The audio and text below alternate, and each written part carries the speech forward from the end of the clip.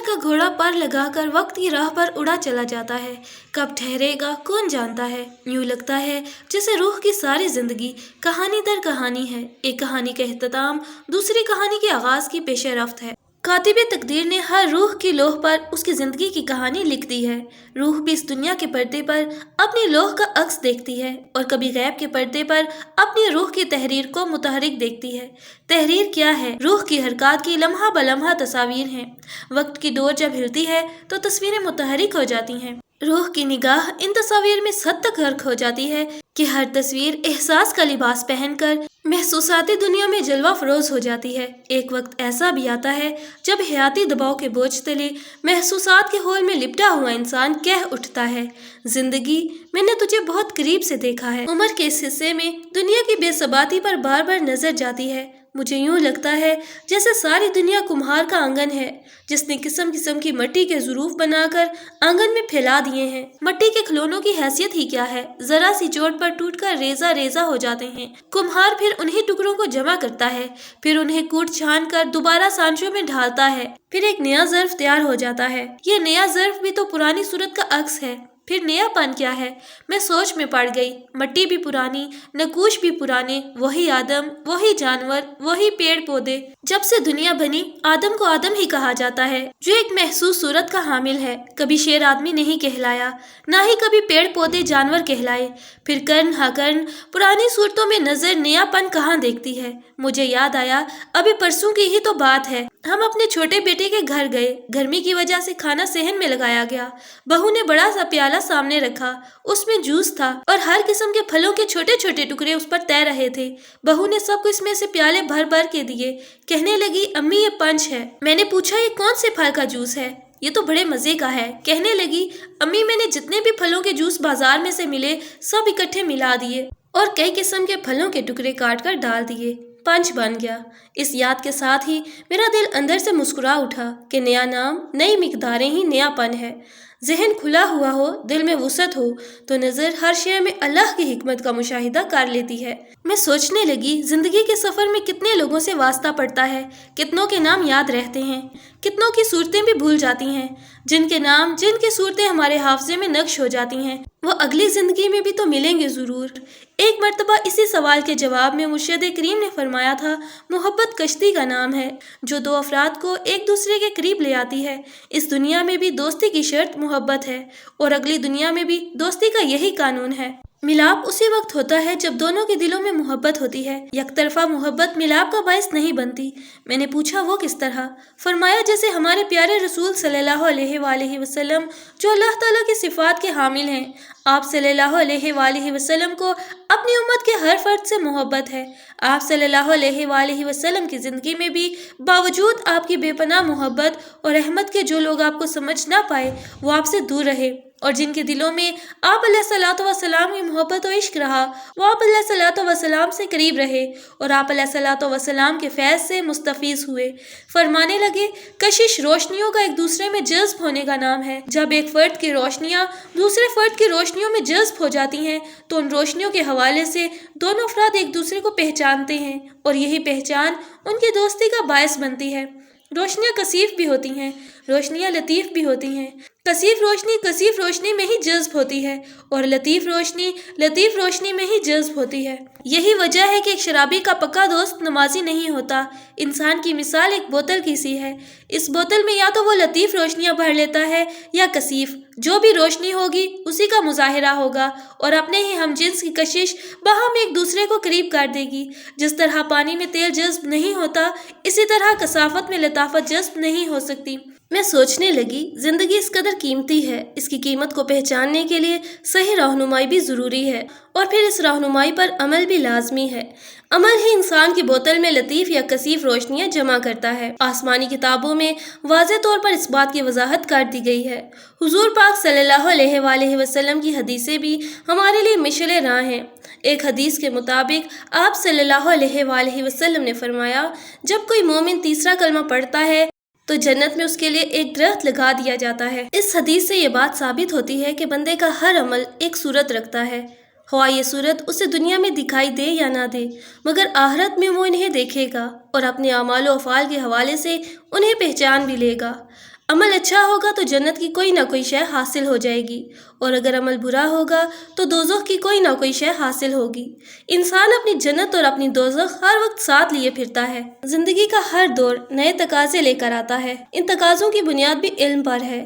بچپن، جوانی، بڑھاپے میں علم ہی اس دور کا شعور بنتا ہے، اور اسی مناسبت سے تقاضے بھی ابھرتے ہیں۔ مگر ہر دور میں مستقبل کا خیال آدمی کو آنے والے وقت کے ساتھ منسلک رکھتا ہے، تاکہ آنے والے وقت میں اپنے آپ کو فٹ کرنے کے لیے احتیاطی تدابیر کر لی جائیں۔ لڑک پن کے تانے بانے پر جوانی کے نقوش ابھرتے رہے، جوانی کے تانے بانے بڑھاپے کے نقش و نگار بنتے رہے، اور اب بڑھاپا پھر ایک نئے مستقبل کی نشاندہی کر رہا ہے۔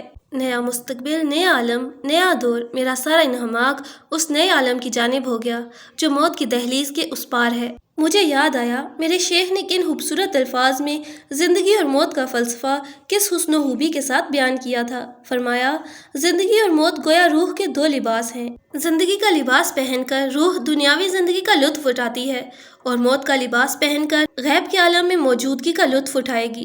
جس طرح آدمی ایک لباس اتار کر دوسرا لباس پہنتا ہے، روح بھی زندگی کا لباس اتار کر موت کا لباس پہنتی ہے، مگر کوئی بھی ذی عقل سرے بازار کپڑے نہیں بدلتا۔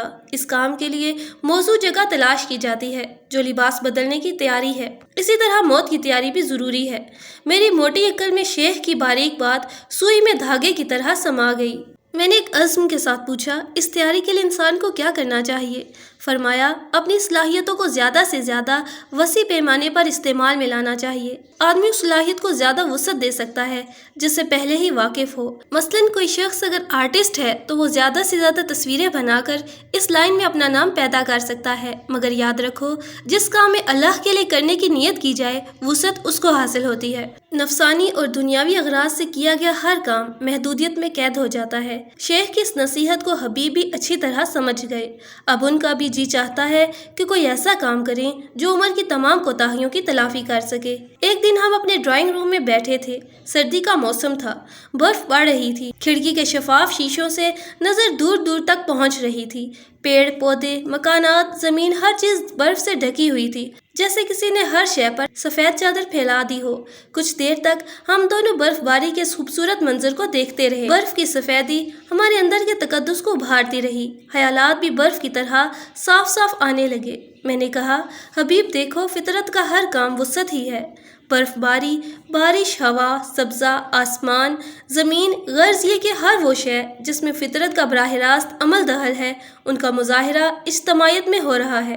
چاند سورج کی روشنی بھی سارے جہاں کو منور کرتی ہے۔ جو شے بھی فطرت کے ارادے پر کام کرتی ہے وہ مخلوق کو اجتماعی طور پر فائدہ پہنچاتی ہے۔ حبیب بولے، سوائے انسان کے۔ میں نے کہا، جب تک انسان اپنا ذاتی ارادہ استعمال کرتا ہے، اس کا عمل کرتا ہے، اس کے اعمال و افعال میں وسعت آ جاتی ہے۔ حبیب کہنے لگے، اس کا مطلب یہ ہوا کہ ہر وہ عمل جس کا فائدہ و اثر اجتماعیت میں ہو رہا ہے وہ اللہ کی رضا کے عین مطابق ہے۔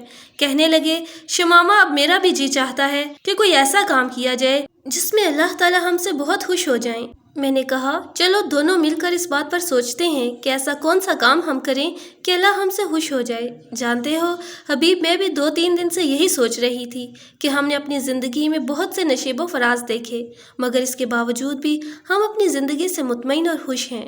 کامیاب زندگی کے تجربوں میں دوسروں کو بھی تو شامل کیا جا سکتا ہے۔ جب ہم نے اپنی ازدواجی زندگی کا تجزیہ کیا تو جو بنیادی بات ہمیں اس میں دکھائی دی وہ یہ تھی کہ ہم نے اپنی گھریلو زندگی میں کسی بھی رشتہ دار کے عمل دخل کو اپنے اوپر مسلط نہیں کیا۔ گھر کے ہر معاملے میں فیصلہ ہم دونوں کے ہی مشورے سے ہوتا رہا۔ جو میں نے کہا وہ حبیب نے مان لیا، جو حبیب نے کہا وہ میں نے مان لیا۔ اپنی زندگی کے بڑے سے بڑے کام میں بھی ہم نے دوسروں سے پوچھنے کی ضرورت محسوس نہیں کی، جیسے حبیب کا انگلینڈ آنے کا پروگرام، مکان بنوانے کا ارادہ، بچوں کی شادیوں کے فیصلے۔ ان تمام کاموں میں ہم نے کسی رشتہ دار سے نہیں پوچھا۔ البتہ اگر کسی نے کوئی مشورہ دیا بھی تو وہ اگر ہمارے من کو بھایا اور ہمارے لیے سود مند ہوا تب ہم نے مانا۔ بچے جب جوان ہوئے تو انہیں بھی اپنے کاموں اور مشوروں میں شامل کرتے رہے۔ تمام بچوں کی شادیاں ان کی مرضی کے مطابق کیں اور شادی کے بعد ان کی زندگی میں دخل انداز نہیں ہوئے۔ البتہ جب بھی انہیں کسی کی مدد کی ضرورت ہوئی کر دی۔ ہم نے اپنے بچوں کے اندر شروع سے ہی یہی فکر منتقل کرنے کی کوشش کی کہ گھر کی مثال ایک ملک کی سی ہے۔ اس ملک کا بادشاہ اور رانی میاں بیوی ہوتے ہیں، لہٰذا گھریلو معاملات میاں بیوی کے ہی ارادے اور فیصلوں کے مطابق ہونے چاہیے۔ इससे ये फ़ायदा हुआ कि सबके अंदर क़ुव्वत इरादी व क़ुव्वत फ़ैसला बढ़ गई और सब आज़ादी के साथ अपनी ज़िंदगी में मगन हो गए। इससे उनके अंदर अपनी गलतियों को और अपनी नाकामियों को दुरुस्त करने का हौसला भी पैदा हो गया। इंसान को अल्लाह ताला ने उसके इरादों में आज़ाद बनाया है। हमने महसूस किया कि बड़ों को चाहिए कि वो अपने बच्चों के अंदर सही क़ुव्वत फ़ैसला पैदा करने की कोशिश करें। सही क़ुव्वत फ़ैसला हमेशा फरमाबरदारी के जहन से पैदा होती है, जिसके लिए अदब बुनियादी ज़रूरत है। हर मज़हब अखलाकियात का दर्स देता है। अखलाकियात ही वो रास्ता है जिस रास्ते पर चलकर नौ इंसानी की तर्ज ज़िंदगी दूसरे अनवा से अलहदा हो जाती है। आज के दौर में नस्ल इंसानी मुश्किलात और मसाइब में उलझ कर रह गई है। वो इंसान यूरोप का बाशिंदा हो, एशिया का या अफ्रीका का, हर जगह बेसुकूनी का दौर दौरा है। जिंदगी भर का तजुर्बा यही कहता है कि इसकी वजह अखलाकियात का फुकदान है। अखलाकी तर्ज में बशरी फितरत है। अल्लाह ताला फरमाते हैं कि हमने हर शय को उसकी फितरत पर पैदा किया है और फितरत में कोई तब्दीली नहीं है। मज़हब में अखलाकियात का दर्स दरअसल बशर को उसकी फितरत और तबई हालत से आगाह करना है। वह तबई फितरत जिस पर अल्लाह ताला ने बशर को पैदा किया है, इनकी हुदूद में रहकर ही इंसान अपनी शनाख्त को कायम व बरकरार रख सकता है। बसूरत दीगर जब वो अल्लाह की मुकर्रर करदा हुदूद की पासदारी नहीं करता तो वह इंसानियत के दर्जे से नीचे जा पड़ता है। निचला दर्जा जानवरों का दर्जा है। बशर के अंदर हैवानी तकाजे मौजूद हैं, मगर इन तकाज़ों की तकमील के लिए इंसान और हैवान के रास्ते जुदा जुदा हैं। एक जिनसी तकाजे को ही ले लीजिए जो आजकल बशरी शनाख्त के मिटाने में अपना पूरा किरदार अदा कर रहा है। एक जिनसी तकाजे को ही ले लीजिए जो आजकल बशरी शनाख्त के मिटाने में अपना पूरा किरदार अदा कर रहा है।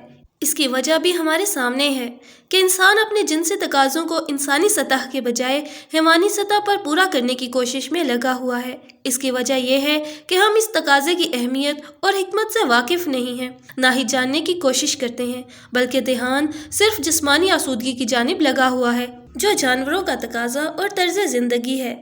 इंसान के लिए अल्लाह ने अपने अंदर मौजूद हर तकाज़े को जानने, समझने और उनकी तकमील की हदें मुकर्रर की हैं। इंसान की फजीलत इल्म में है। आज की दुनिया में कितने लोग हैं जो इस बात से वाकिफ़ नहीं हैं कि जिनसी क़ुव्वत तहलीकी क़ुव्वत है। इस क़ुव्वत को बेदर्दी से पामाल करने से आदमी के अंदर दिमागी और जिस्मानी क़ुव्वतों में कमी वाक़ई हो जाती है, जिसकी वजह से उसका ज़हन तामीरी ख्यालात व फ़िक्र से खाली होने लगता है। हमने सोचा कि आज के दौर में जगह जगह ऐसे स्कूल कायम होने चाहिए जहां नौजवान नस्ल को उसके अंदर उठने वाले तकाज़ों की निशानदही की जाए, उनको हिकमतों से आगाह किया जाए। इन तकाज़ों की तकमील के लिए अल्लाह की मुकर्रर करदा हुदूद की तालीम दी जाए और इन पर अमल पैरा होने में उनकी गाइडेंस और मदद की जाए, ताकि इंसान की शख्सियत का ताफुन ख़त्म होकर उसकी तबई खुशबू ज़मीन और आसमानों में फैल जाए।